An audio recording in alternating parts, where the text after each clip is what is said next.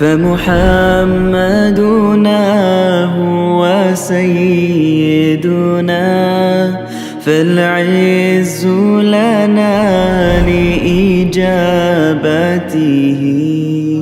الله والله والله والله قل هو القادر علی ان یبعث علیکم عذابا من فوقکم او من تحت ارجلکم، اے نبی دسو ذرا نو کہ اللہ تعالیٰ اس چیز تے قادر ہے، یہ طاقت رکھتا ہے کہ وہ تاڑے تے کوئی عذاب بھیجے تاڑے اتوں دی، او من تحت ارجلکم یا تاڑے پیراں دے ہیٹھوں دی،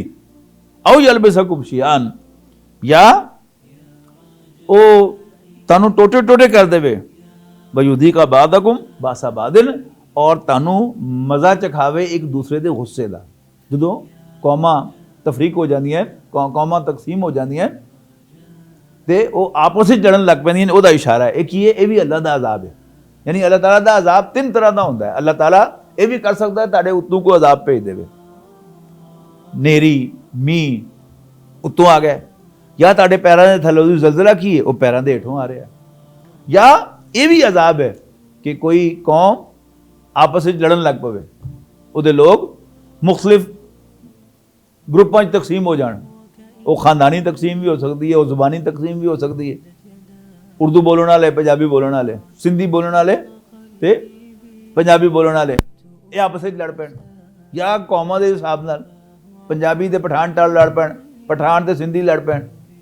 یا اردو بولن والے تے پٹھان لڑ پین۔ یہ سب کام جڑے ساڈے ملک وچ ہوندے رہندے ہیں، یہ سب اللہ تعالیٰ دے عذاب ہیں، اس واسطے کہ اسی اللہ نو ناراض کیتا، اسی اللہ تعالیٰ نے کہا کہ یا اللہ سانو ایک ملک دے، اسی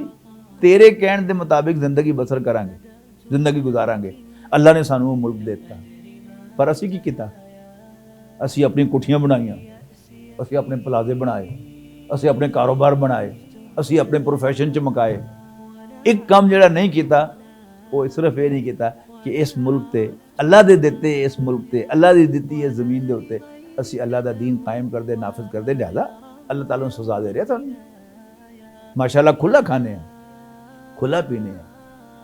عیش ہے، آرام ہے، ساڑھے دفتراں بھی اے سی لگے، ساڑھے گھراں بھی اے سی لگے، ساڑھیاں دکاناں تے بھی اے سی لگے، مزے ہو رہے ہیں، پر آپس میں لڑی جا رہے ہیں۔ تے اللہ دا عذاب نہیں تو اور کی ہے؟ یہ تیسری شکل ہے اللہ دے عذاب کی، اور سب تو بری شکل ہے۔ انظر کیف نصرف الآیات، دیکھو اسی کس طرح اپنی نشانیاں نو گھما پھرا کے تاڑے سامنے بیان کر رہے ہیں، لعلہم یفقہون، انہاں سامنے بیان کر رہے ہیں لعلہم یفقہون، تاکہ ایک گل نو سمجھیں۔ وَلَقَدْ يَسَّرْنَا